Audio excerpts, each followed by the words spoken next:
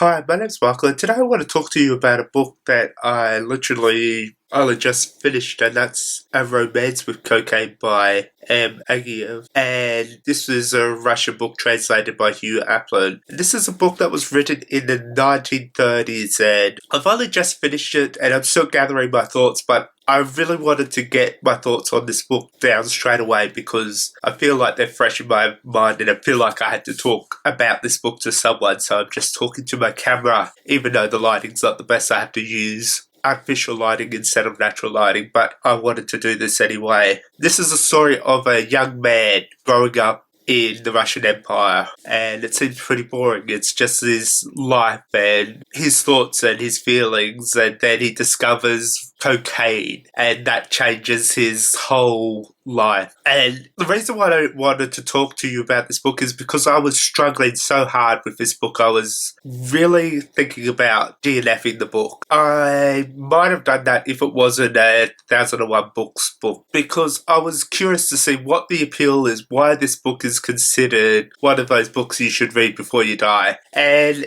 it happens about 60% of the way through. It just kicks into gear, and that's when he discovers cocaine, and everything goes from dull to vibrant, and everything starts coming together. It's like the whole book starts to make sense, and I'm excited to read it because I understand what's trying to happen. I understand why this book is interesting. I understand why it's something we should read. It was all falling into place, and finally I was understanding that little voice in the back of my head to say continue and get through this book because there might be something you're missing. And that's what I loved about the book. I think 109 pages of struggle is very difficult, and it was just very dull. It was very passionless, and then he finds cocaine and his life has this new meaning.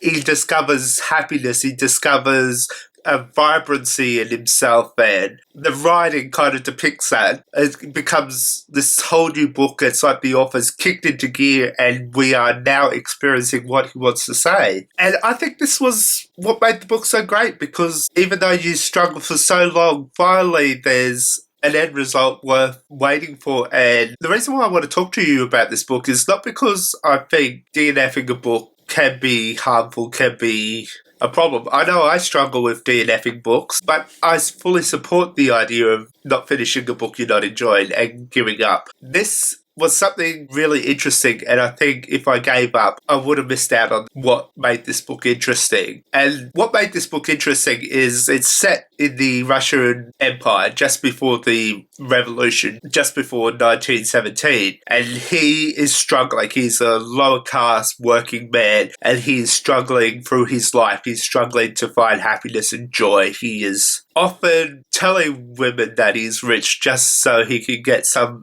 ounce of pleasure, and he has no remorse of what diseases he passes on if he sleeps with a girl. He's just this deplorable person, and I really didn't like him. And then he discovers cocaine and he finds something in him, and he finds joy, and he finds a reason for living. And what I liked about this book is it's mimicking the revolution, it's mimicking this feeling the working class had of building this Soviet utopia, the chance to overthrow the Tsar and make something better, and make everything the way it should be, and make the perfect utopian society. And that feeling of excitement and joy and a reason for living, and then discovering that it's not quite what it is. Like, he quickly becomes a cocaine addict, and he discovers the poisonous qualities of cocaine and the way it ruins his body and destroys him in a whole different way. And that kind of feeling seems to mimic a lot of that feelings that people have with the revolution, the idea of building a society, this social utopia, but then discovering that it's not going to be possible, that greed and all different aspects are going to destroy this chance to have this perfect world. And I think that's what made this book brilliant. I think that's why I enjoyed it, because it mimicked the revolution and the feeling that people had.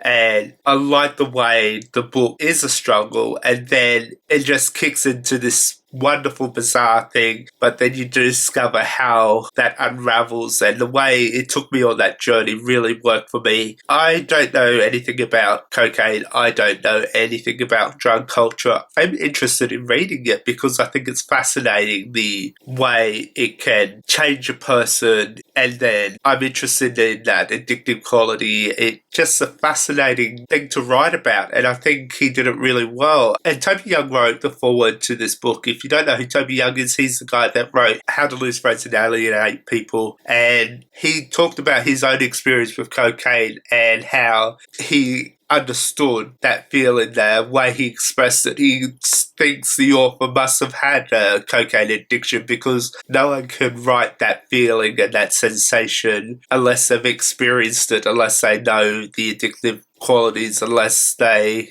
are aware of just how it feels. And I think that's interesting. And I think this book, A Romance in Cocaine, is something well worth reading, even though it was a struggle for most of the book. I am really glad I read it. I really enjoyed that feeling of just the book hitting me with such an impact, and I'm excited about it. I like when a book can do that. So I recommend this book, but be aware it is a struggle to begin with. If you want to find me elsewhere, all my links to social media are in the description below, and as always, thank you for watching.